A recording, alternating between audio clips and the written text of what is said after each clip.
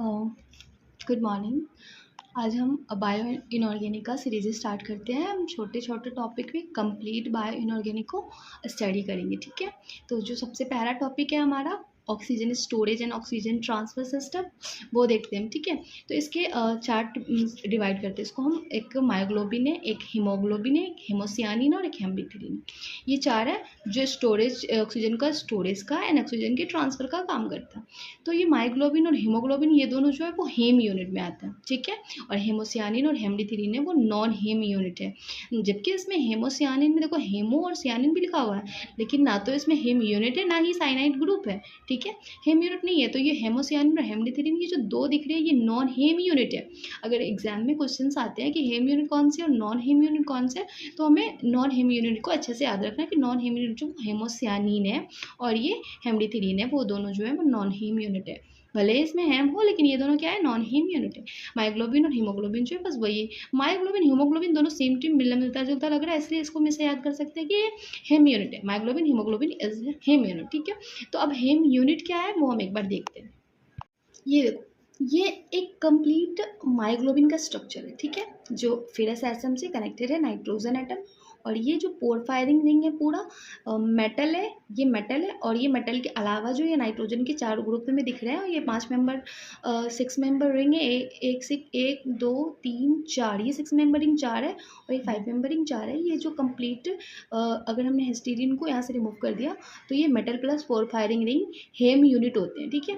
ये मेटल बीच में जो मेटल स्टक है नाइट्रोजन की चारों तरफ से, ये मेटल और ये पोरफायरिंग रिंग, ये कंप्लीट क्या होगा, हेम यूनिट होगा, ठीक है। इसमें 5 मेंबर के 4 रिंग है और 6 मेंबर के भी 4 रिंग है। यहाँ पे डबल बॉन्ड कितने हैं, 11 है। और जो पाई इलेक्ट्रॉन है वो 22 है, ठीक है। इसको हम मेटालोपोरफायरिंग रिंग बोलेंगे। अगर हमने स्टीरीन को हटा दिया तो metalloporphyrin ring metal plus Fe unit है, इसको हम क्या बोलते हैं, हेम यूनिट बोलते हैं। इसको हम हेम यूनिट बोलते हैं, मेटल प्लस पोरफायरिंग, करेक्ट है। लेकिन अगर हमने हिस्टीडीन इसमें कनेक्ट कर दिया तो फिर ये कंप्लीट मायोग्लोबिन का स्ट्रक्चर है। कंप्लीट मायोग्लोबिन का स्ट्रक्चर ऐसा ही होता है, ओके। अब मायोग्लोबिन के स्ट्रक्चर में हम ये मैंने शॉर्ट फॉर्म कर दिया है मायोग्लोबिन के स्ट्रक्चर को, ठीक है। ये फेरस है, ये 4 नाइट्रोजन है से कनेक्टेड है, राउंडेड। और ये हिस्टीडीन को मैंने कनेक्ट करा है। अभी मैंने आपको कंप्लीट मायोग्लोबिन का स्ट्रक्चर दिखाया है। तो इसका ये छोटा सा मतलब मैंने शॉर्ट करके छोटा सा बनाया है, ठीक है। अब हम इसके फंक्शन के बारे में पढ़ेंगे, इसका काम क्या होता है। तो ये हमारे बॉडी के टिश्यू में प्रेजेंट होता है। It is a presenting tissue.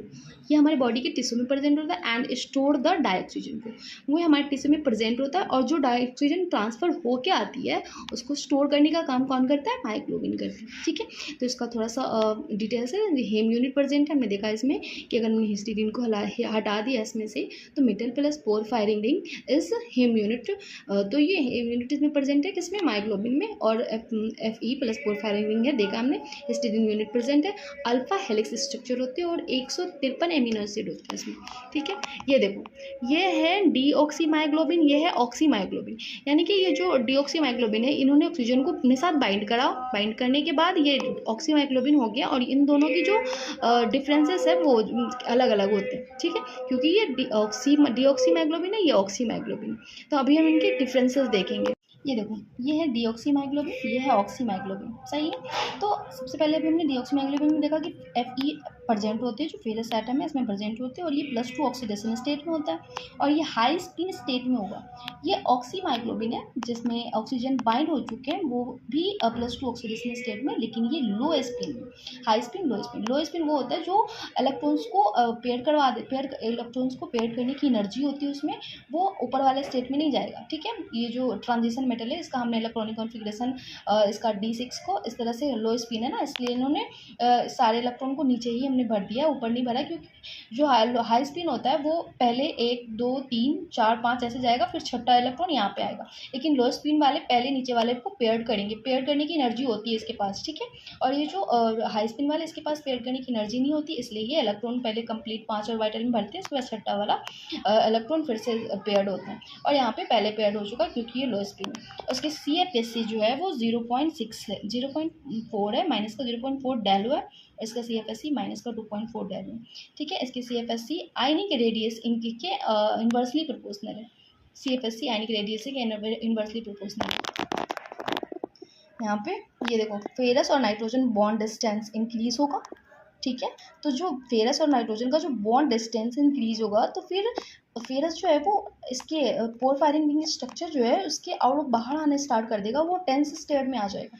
ठीक है, इनका जो फेरस और नर्जुन का बॉन्ड डिस्टेंस है, क्योंकि ग्लोस में बॉन्ड डिस्टेंस है वो छोटा है, छोटा होने की वजह से फेरस जो है वो स्टेबल है और स्ट्रक्चर के अंदर ही है। ठीक है, ferrous present in the plane, plane में प्रेजेंट है, और ये ferrous get out of the plane. अब इसकी जो लंबाई ज़्यादा होगी तो फेरस का चांसेस है वो स्ट्रक्चर से बाहर जाने की। ठीक है, उसके बाद जो टेंस स्टेट में है और एफ ई प्रेजेंट ही रिलैक्सेशन स्टेट। ठीक है, यहाँ पे ये पैरामैग्नेटिक क्यों होगा, क्योंकि यहाँ पे जो इलेक्ट्रॉन है वो पेयर्ड नहीं है, इसलिए ये पैरामैग्नेटिक होगा। और यहाँ पे जो इलेक्ट्रॉन वो पेयर्ड है, इसलिए ये डायामैग्नेटिक होगा, पैरामैग्नेटिक नहीं होगा।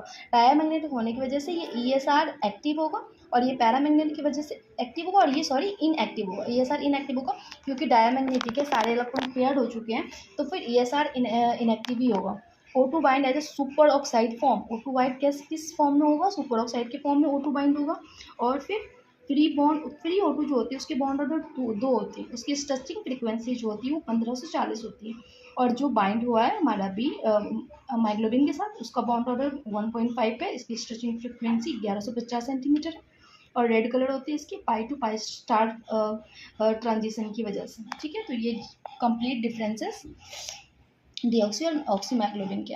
अब हम आगे वाले वीडियो में माइग्लोबिन अभी हमने कंप्लीट कर लिया, अब आगे वाले आने वाले वीडियो में हम हीमोग्लोबिन को कंप्लीट करेंगे, और ऑक्सी हीमोग्लोबिन और डीऑक्सी हीमोग्लोबिन के ऐसे डिफरेंसेस देखेंगे। फिर हमारा माइग्लोबिन और हीमोग्लोबिन जो हेम यूनिट है वो कंप्लीट हो जाएगी। ओके, ठीक है, फिर मिलते हैं अगले वीडियो में, तब तक के लिए बाय बाय।